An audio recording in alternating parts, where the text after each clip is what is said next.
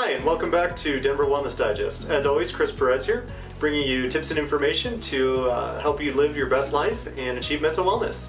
So really exciting news. Today we have joining our team at Alleviant Health Centers of Denver, Marissa Gavel, a licensed professional counselor.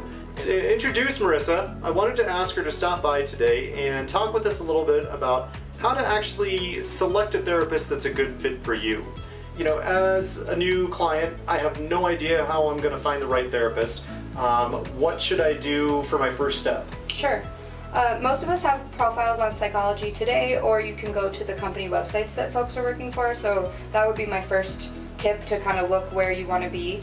And then ask for a consultation. Typically they're free, about 15-30 minutes. And really that's when you can get that first introductory kind of rapport building moment with prospective therapists. Good. Are there any questions I should ask in that first introductory period? Yeah, definitely. Right now we're in that era where we're still, some of us are in person, some of us aren't. So I would ask if they have telehealth or, you know, whatever your preferences are. Yeah, that's really important to some people. I want to be in person versus I want to be virtual. Yeah, and you know, with just everything going on, we never know. It's good to have access. The other thing too I would ask off the top is kind of just fees and policies. You know, if I'm sick and I can't give 24 hours notice, are you going to charge me a full fee? Or do you give grace for those kind of things? And if you're going to be late, how are you going to contact me so that I'm not driving to my appointment? Those kind of things, just figuring out those logistics can be really helpful. Good question. Yeah.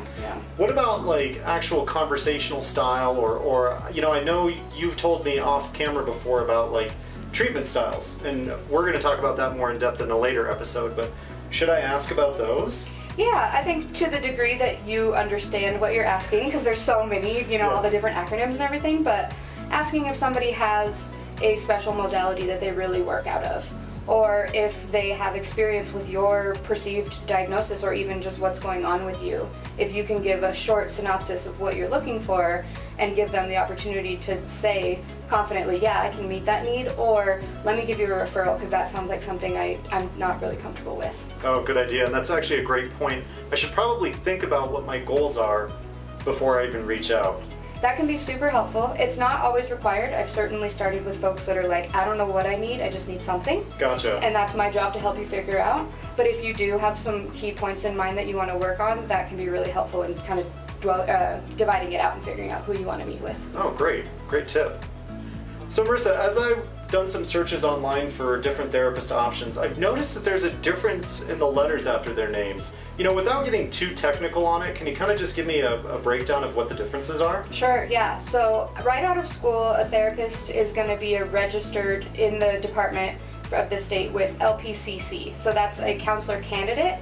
So they're still being heavily supervised, they may still be in school, they may be right out of school, but you're working with a therapist in training. So I think there's a lot of value in working with LPCCs. However, they may not have as extensive training in really acute diagnoses, kind of things like that. So. Just out of curiosity, should I expect a price difference between an LPC and an LPCC? Yes, yeah. Generally, once we're fully licensed, our fees do go up, just again based on experience and education and everything. So as a potential client, like what are the expectations for me going to be? Great question. Yeah, I think that's something we don't often think about on the, you know, as a client and a therapist, you know, thinking about the timeliness, you know, respecting each other's time, and if you're going to be late, communicating that, or if you need a little extra time, communicating that. Some of us do homework and assignments. Myself, I really like to have my clients thinking about whatever we're working on in between sessions so that they're able to apply it to their lifestyles.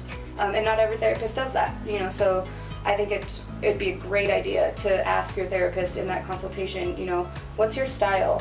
What do you know that you need from me? What are your pet peeves even? And here's mine, you know, so everybody has different stylistic things, and ideally you're really building a strong relationship with this person, and it's professional, but it's also very personal, and so getting to know those little details can be really helpful for you. I can see that it is a very, you know, personal relationship, and it does take a lot of trust on both sides. Absolutely. Just out of curiosity, have you ever had clients kind of push back or balk at the idea of doing homework? Sure, yeah.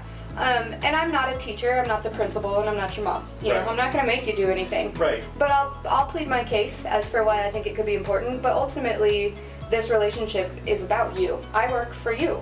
So if you think that what I'm presenting is not going to be the best thing, I need to listen to you and I need to adapt. Right. And that's something that, most of us are skilled with, but the different styles, and some people may require you to attend like outside groups or go to specific things, challenge you to attend an event or thing like that. So homework is a really vague term for a lot of different outside of session work. I mean, it all makes sense. I'm sure that as you're kind of trying to ingrain or bring in some of these lifestyle skills, that doing them outside of that office is key. Absolutely, yeah, it's the experiential element of it all. We can talk a lot in the office and I can draw diagrams and give you examples, but really walking in your shoes and having the experiences is key to making those long-lasting changes. Great. Anything else I should ask, because I'm really trying to find like a therapist to start out with? I think one other thing that I love is when clients are just very honest and open and telling me, about their fears and their apprehensions or stereotypes just from the beginning. Let's just lay it all out there, and I can usually ease those fears and help them challenge those stereotypes. So I love a client that's just ready to go and willing to talk about what might be scary. I think people forget that it's a judgment-free zone. Totally. Yeah. Yeah, has to be. Great. Well, welcome, and thank you so much for coming today. Thank you. And thanks for joining us. As always, if you like what you saw, hit like and subscribe below, and we'll see you next time.